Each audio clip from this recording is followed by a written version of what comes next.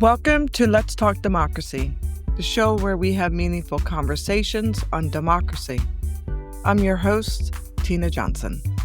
And each week, we're joined by people who are doing the hard work of building healthy democratic environments. With insightful guests, expert advice, and thought-provoking conversations, we dive deep into the heart of democracy. Whether you're here to learn or to get inspired, we've got something for you. Let's jump in and explore today's episode. Democracy as a governance structure is meant to center the rights of people. If you live in a constitutional democracy, those rights are spelled out. What you can expect from your government. But in recent decades, that social contract has been redefined, replaced by a neoliberal market ideology that tells us this is what democracy is now. And that's how democracies around the world have been functioning, especially since the end of the Cold War, something we explored with Vemba Dizolele in one of our earlier episodes. A core part of this shift is the erosion of people power. In its place, we're sold the illusion that everyone has equal access to wealth creation. But we know that's not true. Not everyone has the same access to resources, networks, financial institutions, land. So the opportunity to build wealth is a reality only a few have. The social safety net that once offered healthcare, pensions, dignity in exchange for contributing to society has all but disappeared. Because today's contract is different. We might say it's unspoken, but it's very clear. If you have wealth, that wealth is your safety net. You alone must afford the dignity and security that was once promised by the state. It doesn't matter if you're in Detroit or Dakar. This system is now global. But this global system is eroding people's political, economic, and social agency and denying them what they should have in return for their contributions. Here's the contradiction. People dream of this new individualist, wealth-based contract. They want to get rich or die trying, as the rapper 50 Cent put it. But they're voting for leaders and policies that make that dream impossible. That dream is globalized. The tools are not.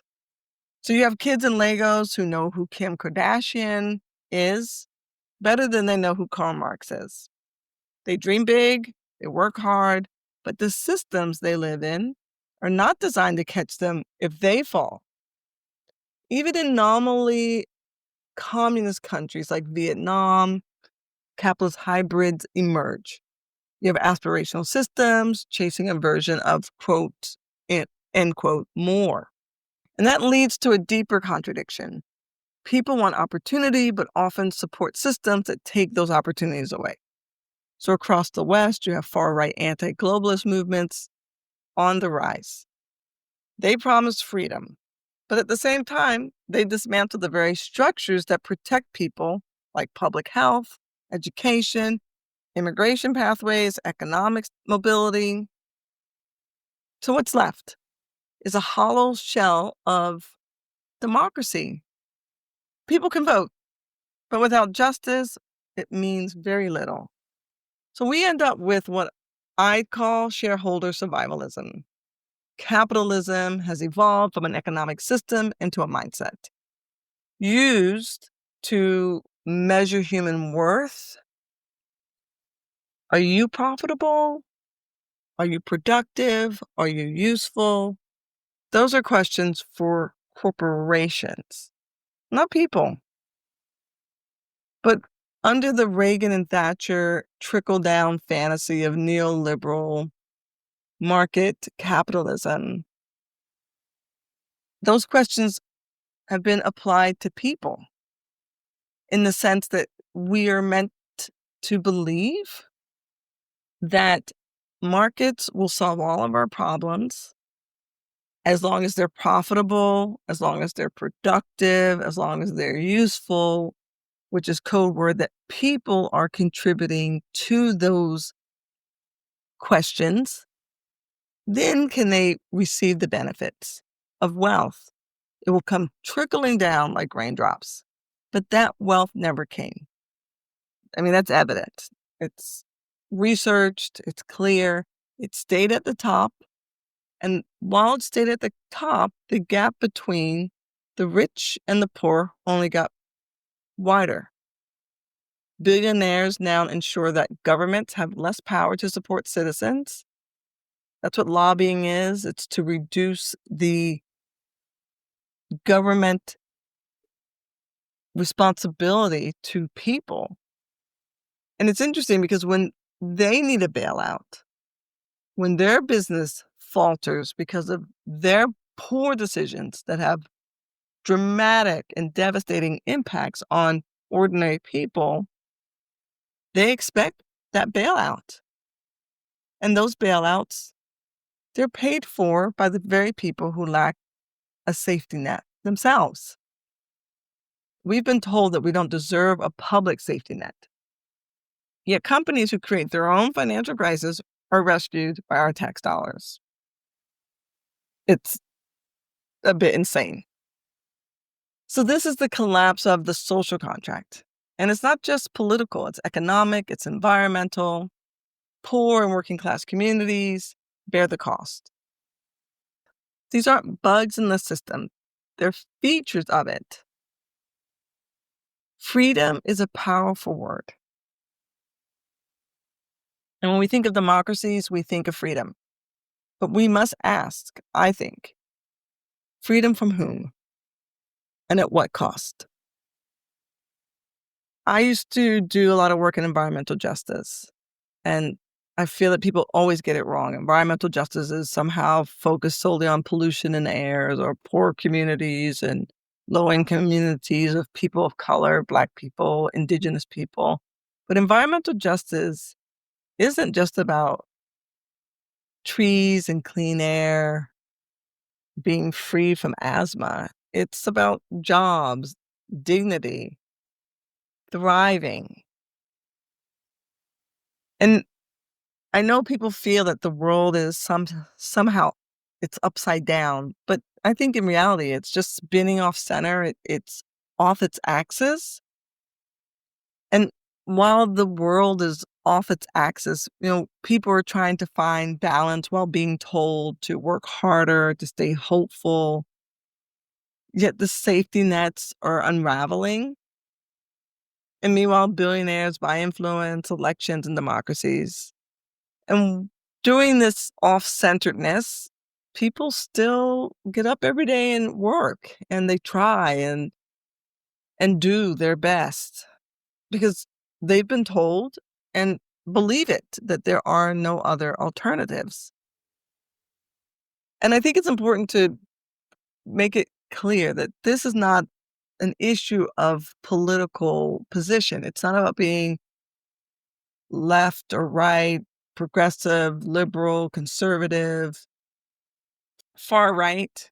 It's not about those things anymore. It's really about whether the world we're building still works and for whom. And for those who believe that the world, if it works for the wealthy, will work for them and they're not part of the elite class, they have a misunderstanding of how this system of democratic values being eroded really means.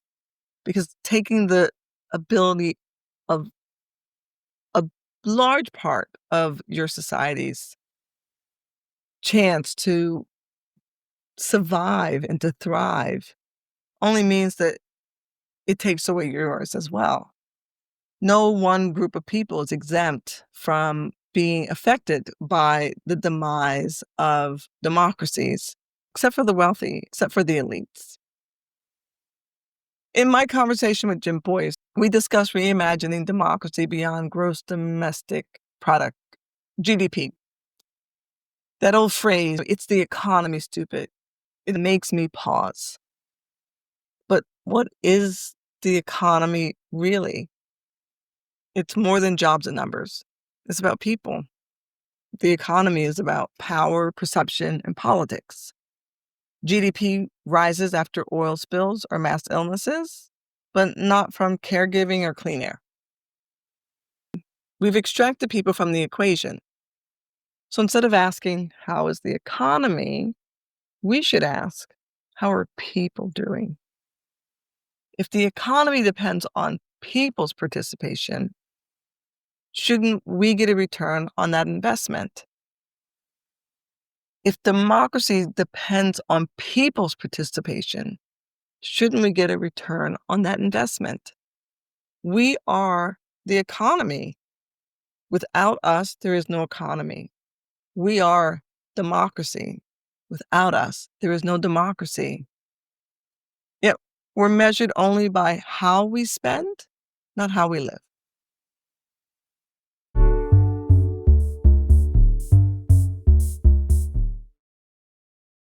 And everyone knows who has listened to this podcast that I am a huge supporter and proponent of voting, that you have to be involved in elections. In a democracy, that is people power. But I'm also really clear that democracy needs more than elections. It needs equity, it needs justice, it needs a functioning social contract. And I do understand that right now that promise feels broken. It feels as if it's slipping through people's fingers. And in reality, we are living through this moment of fracture. And in the US, everyone who talks about democracy talks about it as a constitutional crisis. In Europe, there's this fear that there will be a return of fascism. And overall, I think there's a sense that democracy is under pressure. And we've been made to believe that democracy is to blame. But democracy is the people, and the people are not to blame. Democracy as governance has to evolve with the people's needs, the people it serves. So when we're told that democracy is somehow to blame for how the progressives have done this or the far right has done that, we're being told that people wanting to push democracy in one direction or another is the problem. But that's the purpose of democracy, is to push it. It's not to be told that we have to hustle, to work harder for a system that is vanishing right before our eyes. People are left thinking that working 4-gig jobs somehow secures a future for them. That is the reality, that if people just worked harder, then democracy somehow would right itself. It's the neoliberal mindset. That's not how this works. Even as we pay taxes and support corporations with our labor and our dollars,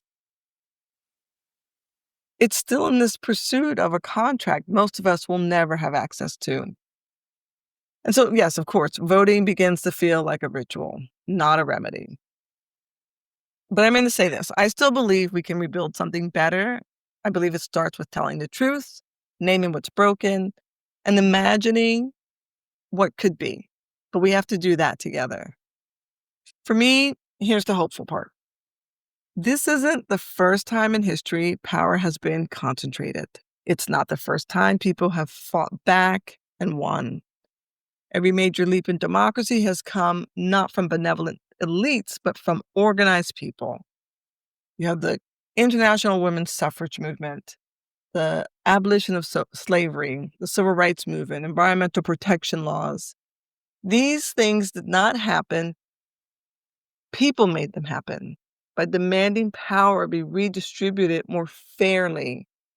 So while it's easy to feel like the system is spinning out of control, history tells us it doesn't have to. We're not stuck. So democracy doesn't survive on its own. I hope that's clear. It's not just about elections. It's about shared power, economic, political, and social. Supreme Court Justice Louis Brandeis once said, We may have democracy or we may have wealth concentrated in the hands of a few, but we cannot have both. So we have to stop asking, is the economy growing? And start asking, who has the power? Who benefits? Who decides? Because that's where real democracy lives or dies.